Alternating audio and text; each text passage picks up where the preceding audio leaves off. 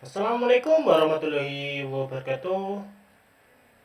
Perkenalkan, nama saya Luis Hermanto dari TI 3D dengan NIM 2253365. Di sini saya akan memberikan materi modul 3 protokol and model. Ini dia nama saya, bisa dilihat. Apa yang kita pelajari di modul 3 ini ya? Yang pertama yaitu the rules, yang kedua protocols, yang ketiga adalah protocol suites, yang keempat adalah standard organization, yang kelima reference model, yang keenam data encapsulation, dan 7 adalah data access. Untuk mempersingkat waktu, kita langsung ke materi saja ya. Yang pertama yaitu adalah the rules. The rules merujuk pada prinsip-prinsip dan protokol dasar yang mengatur komunikasi yang efektif dalam jaringan, dalam sistem jaringan itu ya. Prinsip-prinsip ini mencakup elemen-elemen seperti encoding, pesan, format,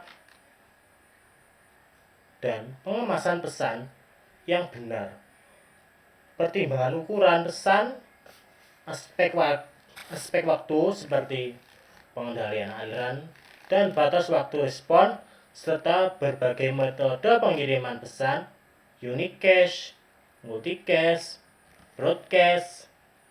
Dengan mengikuti aturan ini, pesan dapat berhasil ditransmisikan dan dipahami dalam jaringan.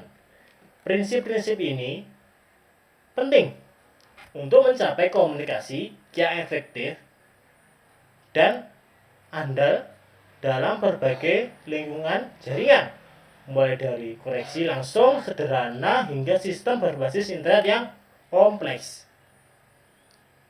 Jadi, the rules ini merujuk pada prinsip-prinsip dan protokol dasar yang mengatur komunikasi yang efektif ya, dalam sistem jaringan. Kita lanjut aja. Yang kedua yaitu adalah protokol.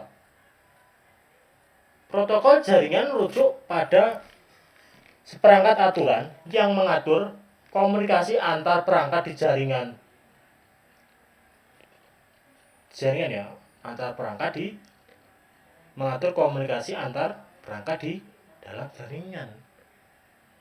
Protokol ini dapat berupa perangkat lunak, perangkat keras, atau kombinasi keduanya yaitu atau penggabungan.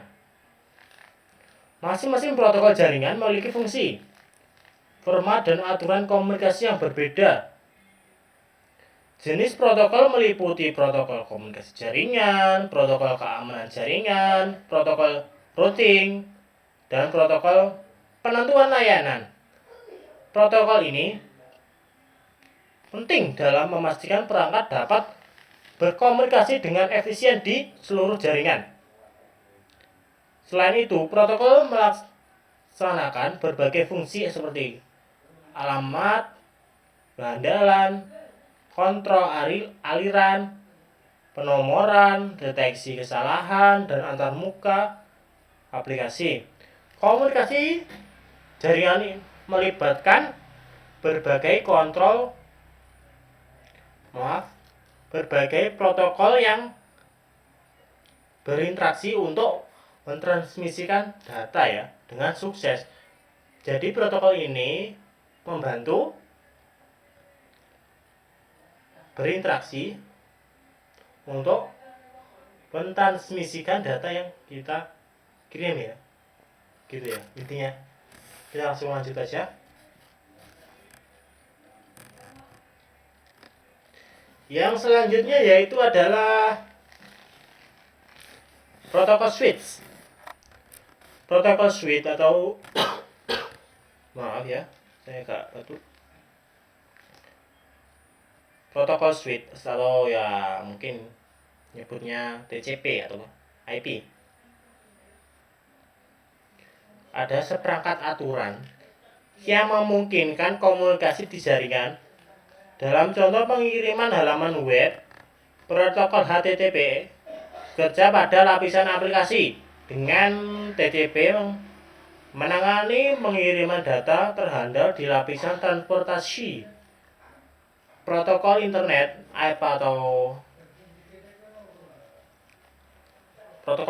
atau IP atau internet protokol ya, menambahkan alamat sumber dan tujuan data.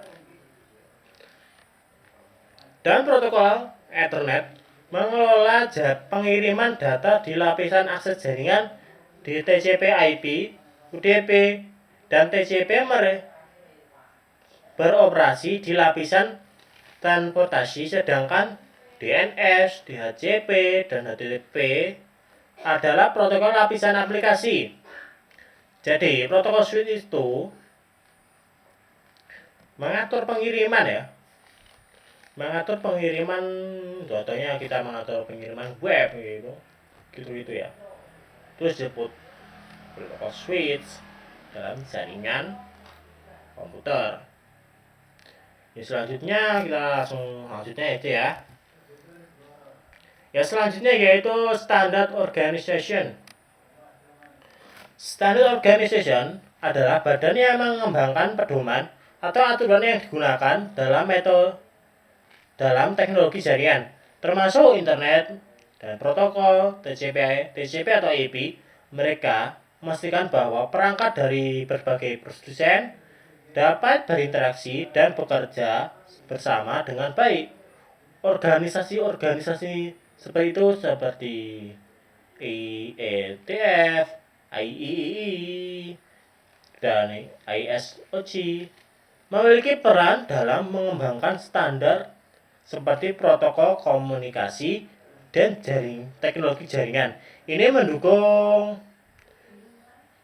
interoperabilitas ya, inovasi dalam kompetisi di industri jaringan. Standar membantu untuk menjaga kompatibilitas dan memastikan bahwa tidak ada perusahaan yang mendominasi pasar ya. Tidak ada satu merek yang mendominasi banget gitu ya di jaringan. Pasti banyak merek-merek, contoh merek router di pasar ya. Lanjut, dan memberikan keunggulan yang tidak adil kalau mendomisili ya. Dan mereka memainkan peran penting dalam pengembangan teknologi jaringan yang terbuka dan berkelanjutan. Berarti jaringan itu selalu berkembang. Contoh aja ya, dulu itu ada, masih ingat ya, perkembangan jaringan dari G berarti itu ya, 1G, 2G, 3G, 4G, sekarang 5G ya. Seperti evolusi jaringan. Di jaringan komputer tuh sama aja ya, mesti berevolusi jaringan itu. Yang selanjutnya yaitu adalah reference model OSI atau Open System Interconnection, dan model TCP/IP digunakan dalam dunia jaringan untuk memahami dan menjelaskan bagaimana protokol beroperasi. Model OSI ini memiliki tujuan lapisan yang masing-masing dengan tugas dan layanan khusus, sementara model TCP/IP hanya memiliki 4 lapisan yang lebih sederhana. Kedua model ini membantu dalam perancangan protokol, memastikan tugas yang terdefinisi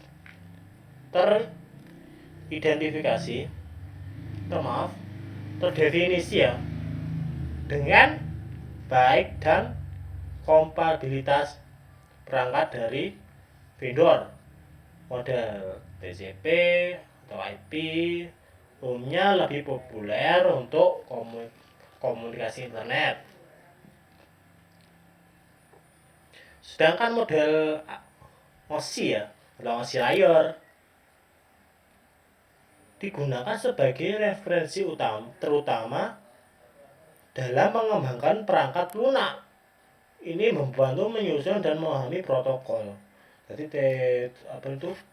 OSI itu di perangkat lunak di dalam router ya. Lalu sistem operasinya yang tertanam di router gitu ya. Selanjutnya adalah data ya. Data encapsulation adalah proses membagi aliran data besar menjadi bagian kecil ya sebelum mentransmisikannya. Meningkatkan efisiensi PDU di lapisan transport disebut segmen. Data dikansulasi menjadi frame di lapisan data link. Proses menambahkan info protokol saat data turun disebut encapsulation. Data diterima. The encapsulation adalah proses menghapus header protokol untuk mendapatkan data asli. Jadi data encapsulation ini adalah membagi bandwidth internet ya. Contoh, kita memiliki internet 10 MB gitu ya. Terus kita punya 5 HP. Dan kita ingin setiap HP itu kita bagi menjadi mendapat bagian yaitu 2 MB, 2 MB, 2 MB dan 2 MB dan 2 MB ya.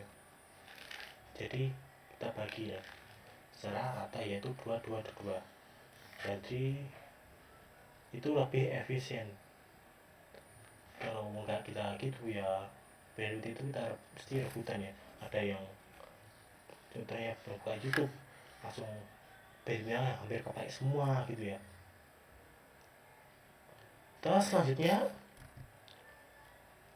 adalah data akses. Pentingnya data akses pada alamat jaringan dan lapisan data dalam komunikasi jaringan. Alamat jaringan atau network address digunakan untuk mengarahkan data dari sumber ke tujuan, baik dalam jaringan lokal maupun jaringan yang berbeda. Alamat IP sebagai contoh alamat lapisan jaringan terdiri dari bagian jaringan dan perangkat.